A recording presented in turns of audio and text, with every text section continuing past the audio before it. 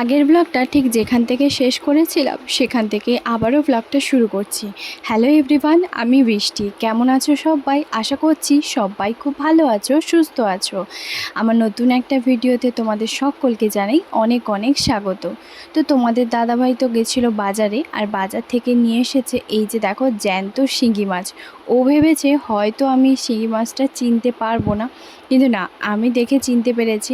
একদমই একসঙ্গে সব মাছ চিনতে না পারলেও দু তিনটে মতন তো কয়েকটা জানতেই পারি। তো যাই হোক, এদিকে দেখো হাঁড়িটাও হচ্ছে নিয়ে এলো, আর তার মধ্যে গোটা যে শিঙি মাছটা জ্যান্ত সেটা এর মধ্যে কিন্তু জল ভরে রাখা হবে। তবে প্রত্যেক দিন জানো তো এই জলটা চেঞ্জ করতে হবে।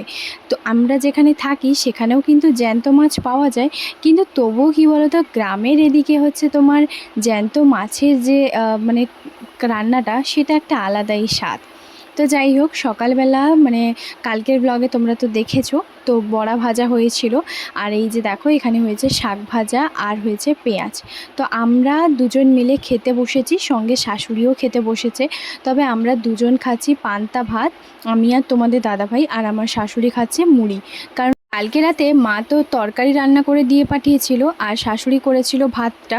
তো ভাতের চালটা একটু বেশি নেওয়ার কারণে শাশুড়ি বলল পান্তা বসে গেছে, তো পান্তা আমি সকালবেলা খাবো না, তোমরা দুজন খাবে নাকি খাও। তো আমরা বললাম যে ঠিক আছে, তাহলে আমি আর তোমাদের দাদাভাই খেয়ে নিচ্ছি।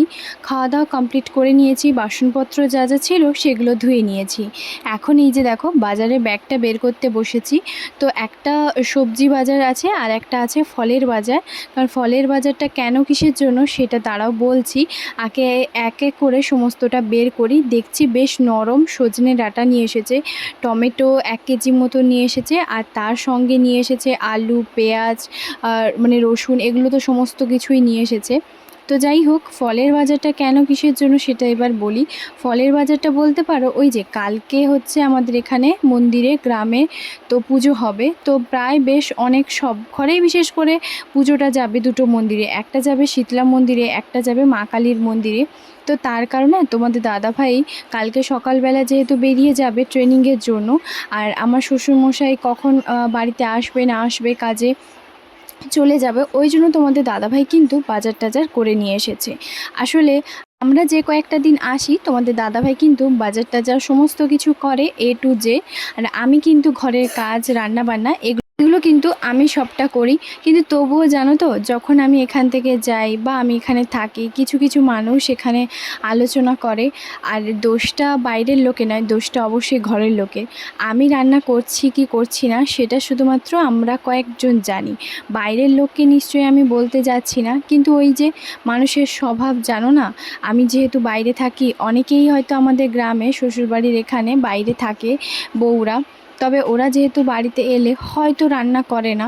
তো সেই জন্য কি বলতো, ভাবে যে আমিও হয়তো এলে রান্না করি না। তবে আমি এমনটা নয়, আমি চেষ্টা করি যে কয়েকটা দিন আমি বাড়িতে থাকি সেই কয়েকটা দিন কিন্তু রান্নাবান্না করার। তো রান্নাবান্না আমিই করি। আর এদিকে দেখো তোমাদের দাদাভাই না ফোনটা উঠিয়ে এমনভাবে ফোনটা নাড়াচ্ছিল, কারণ ওর একটা কল এসছে। তো ও তো কথা বলছে, আর এখানে ও যে ভিডিও করছে না কি করছে আমি তো কিছুই বুঝতে পারিনি, প্রথমে লক্ষ্য করিনি। এদিকে আম, খেজুর, কলা এগুলো এক এক করে বের করে রেখেছি। আর তোমাদের দাদাভাই হচ্ছে বলছে যে তুমি বের করে এক সাইডে হচ্ছে তোমার রেখে দাও, তোমার মতন করে গুছিয়ে রাখো। তবে শাশুড়ি বললো না না, আমি করতে হবে না। তো সেই জন্য আমি আর করলাম না। এদিকে দেখো সবজির ব্যাগটা ভাবলাম আর এখানে ঢেলে রাখার কোনো দরকার নেই, ঘরে হচ্ছে তোমার ওই রান্নাঘরে ঝুড়িতে হচ্ছে তোমার সাজিয়ে রাখবো।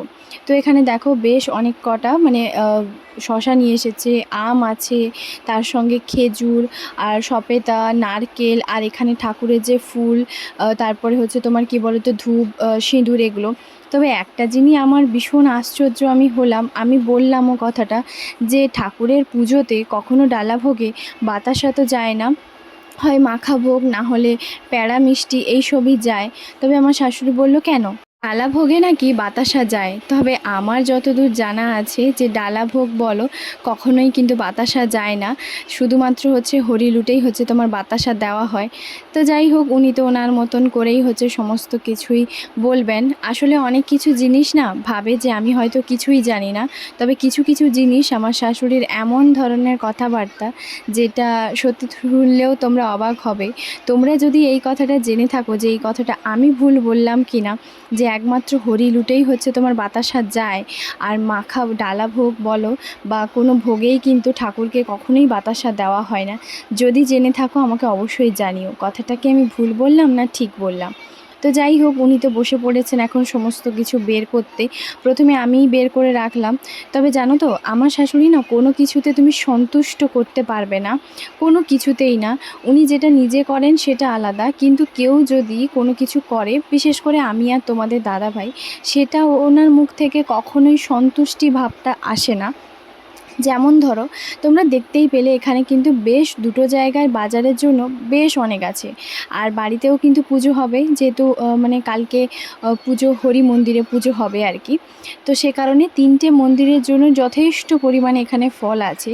তো একবারও উনি বলেননি যে এখানে লেবু লাগবে, যেহেতু কালকে দুটো মন্দিরে ছানা দেওয়া হবে। সেই সামান্য দুটো লেবুর কারণে উনি এমনভাবে কথাবার্তাগুলো বলছিলেন, শুনলে তোমরাও অবাক হবে আর কি। সত্যি কথা বলতে, আমি এখানে কতটা মানসিক চিন্তাতে থাকি বা কতটা আমি ডিস্টার্ব থাকি সেটা শুধুমাত্র আমিই জানি। তোমাদের দাদাভাই একটাই কথা বললো, যেখানে আমি এত বাজার করে নিয়ে এলাম সেখানে কি দুটো লেবু আমি আনতে পারতাম না? দুটো লেবু 10 টাকা 20 টাকার জন্য এমনভাবে চিৎকার করার কী আছে? মানে উনি এমনভাবে বলতে চাইছেন যেন, আর উনি সব বিষয়ে উনি এত বেশি চিৎকার চেঁচামেচি, যেটার কোনো কারণ থাকে না। আমার জানো তো একটা জিনিস এতটা পরিমাণে বিরক্ত লাগে, সেটা হচ্ছে আমি যখনই রান্নাবান্না করি, রান্নাটা যখন আমি করছি তাহলে অবশ্যই আমাকে আমার মতন করেই করতে দাও। তবে জানো তো একটা জিনিস আমি অবাক হলাম, সেটা তোমাদেরকে বলি। আমি না প্রথমে হচ্ছে তোমাদের দাদাভাই বলেছিল যে আজকে না আমাদের গ্রামে একজন বাড়িতে নেমন্তন্ন ছিল প্রসাদ খাবার, তো আমার শ্বশুরমশাই আর তোমাদের দাদাভাই যাবে বলে প্রথমে ঠিক হয়েছিল। তবে তোমাদের দাদাভাই যেহেতু বাইকটার একটু প্রবলেম আছে, তোমাদের দাদাভাই না বাইক নিয়ে এখন বেরিয়েছে দোকানে। তো দোকানে গ্যারেজে হচ্ছে তোমার দিয়েছে, যেহেতু ওখানে অনেকটা পরিমাণে সময় লাগবে, গাড়িটা যেহেতু অনেকটা প্রবলেম আছে। তো সেই কারণে তোমাদের দাদাভাই ফোন করে মাঝখানে বলল যে আমি না বাড়িতে খাবো, আমার হয়তো দেরি হবে যেতে, তো আমি বাড়িতেই খাবো, বাড়িতেই রান্না বান্না করো। তো আমার শ্বশুরমশাই তো একাই হচ্ছে তোমার খেতে যাবে আর কি। তো যাই হোক, আমি যে আমার শাশুড়িকে বললাম যে ও যেহেতু কালকে সকালবেলা বেরিয়ে যাবে ট্রেনিংয়ের জন্য, ও তো ডাটা নিয়ে এসেছিলো, সেই ডাটা চচ্চড়ি করি, আর একটা শিঙ্গি মাছ কেটে দাও, সেই শিঙ্গি মাছের ঝোল করি। উনি আমাকে যে পরিমাণ কথা বললেন, তো তারপরে এই যে দেখো, উনি কোনো রকম রাগারাগি করে একটা শিঙ্গি মাছ মাত্র কেটেছেন, সেটা আমরা 3জন মিলে নয় 4জন মিলে খাবো, মানে ভাবা যায়। তো এখানে এই যে দেখো, চচ্চড়িটাও কোনো রকম আমি হচ্ছে তোমার কেটেছি, আর কেটে আমি রান্না করেছি, আর সমস্তটা রান্না আমি করেছি। এখানে কাঁচকলা ভেজেছি, তারপরে কালকে যে মায়ের যে তরকারিটা দিয়েছিল এঁচোড়ে, সেটাও দিলাম, রেখেছি সাইডে, ভাতও রান্না করেছি, সমস্ত কিছু আমি রান্না করেছি। উনি চচ্চড়ি কোনো মতেই করতেন না। আমি বললাম চচ্চড়িটা ওর ভীষণ পছন্দের, ও চচ্চড়ি খাবে, তুমি চচ্চড়ি করো। মানে ওনার ছেলের জন্য ওনার যে কত দরদ, কত যে মায়া, সেটা আমি খুব ভালোভাবেই জানি। তো যাই হোক, যে নিজের ছেলের জন্য এইটুকুনি করতে পারে না, সে কিসের মা আমি সত্যি বলে বোঝাতে পারবো না। ওনার নিজের যদি খেতে ইচ্ছে হতো তাহলেই চচ্চড়িটা হতো। আমি আসলে জোর করে চচ্চড়িটা করেছি বলে ওনার একটু মুখ ভার, তাতে আমার কিচ্ছু যায় আসে না। বিশ্বাস করো, যে মানুষটা না নিজে বাজার করে নিয়ে এসেছে, তো সেই মানুষটা কালকে চলে যাবে, তো সেই মানুষটার জন্য আমি একটু রান্না করব না, এটা কখনোই হয় না। ওনার ছেলের জন্য উনি তো নিজে রান্না করেন না, সেইখানে আমি যেখানে রান্না করি সেই রান্না আমার শ্বশুরমশাই বাড়ির সবাই পছন্দ করলেও আমার শাশুড়ি কিন্তু আমার হাতে রান্না পছন্দ করে না। সত্যি কথা বলতে তাতে আমার কিচ্ছু যায় আসে না। বাকি 3টে মানুষ যেখানে, কি 2টো মানুষ যেখানে আমার হাতে তরকারি পছন্দ করে, মশলা দিয়ে যেমন তরকারি রান্না করি, একটু মাখা মাখা তরকারি হবে, ঝোল হবে, সেখানে আমার শাশুড়ি পুকুরের মতন জলের মতন ওই রকম মানে তরকারি পছন্দ করে। শুধুমাত্র আদা পড়বে না, রসুন পড়বে না, কেমন যে রান্না হয় আমি তাও জানি না। রাতের রান্নাটাও সমস্ত কিছু কমপ্লিট করলাম, যেহেতু তোমাদের দাদাভাই কালকে সকালবেলা বেরিয়ে যাবে, রাতে একটু ভাত করলাম। আর এই যে আমি তোমাদেরকে বলেছিলাম না যে আমি যে আলমারি অর্গানাইজেশনটা কিনেছিলাম, সেটা হচ্ছে এই যে দেখো আমার শাশুড়িকে দিয়েছি। আর সেই সঙ্গে পুজোর সময় না আমরা দুজন মিলে এই পছন্দ করে এই শাড়িটা কিনেছিলাম আমার শাশুড়ির জন্য। যেহেতু আমার শাশুড়ি বেশ অনেক দিন আগে বলেছিল যে তাঁতের শাড়ি ওনার খুব একটা পছন্দ হচ্ছে না, যেহেতু আমি এতদূর দেখে এসেছি, এতদিন জানি যে ওনার তাঁতের শাড়ি মানে আলমারি ভর্তি আছে। সেখানে আমাকে বলেছিল, তো আমি ভেবেছিলাম নরম একটা টিস্যু শাড়ি হালকা মানে দেবো। ওনার শাড়িটা তো কোয়ালিটিটা তো ভীষণ পছন্দ হয়েছে, তবে আমাদের এখানে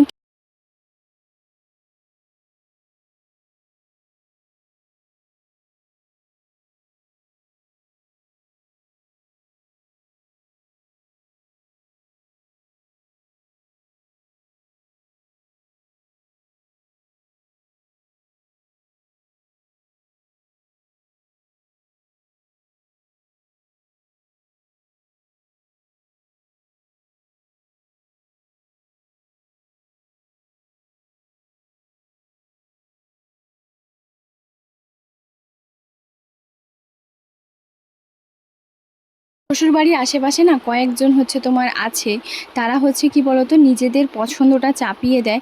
বলেছে কি না এখানে যদি কয়েকটা মতন ফুল থাকতো তাহলে ভীষণ পছন্দ হতো। তবে সেই কথাটা শুনে আমার তো ভীষণ রাগও হয়েছিল যে আমি কিভাবে আমার শাশুড়িকে শাড়ি পরাবো, আমার কোনটা ভালো লাগবে সেটা সম্পূর্ণ আমার ব্যক্তিগত ব্যাপার, লোকজন এসে বলবে। তবে আমার শাশুড়িও ওদের কথাতেই একমত হলো। মানে যখন এই শাড়িটা আমরা এনে দিয়েছিলাম দুর্গাপুজোর ঠিক একদিন আগে, তখনও ঠিক একই কথা, আজকে যেই শাড়িটা আবারও বের করেছে ঠিক একই কথা উনি বললেন। মানে এই মানুষটাকে না যত দামিকে শাড়ি দেওয়া হোক না কেন, ওনার কখনো মানে আমার শ্বশুরবাড়ির ফ্যামিলির কারোর দেখি কখনো না মানে মন পছন্দ মতন হয় না। অদ্ভুত পাবলিক, সত্যি অদ্ভুত পরিবার এখানে।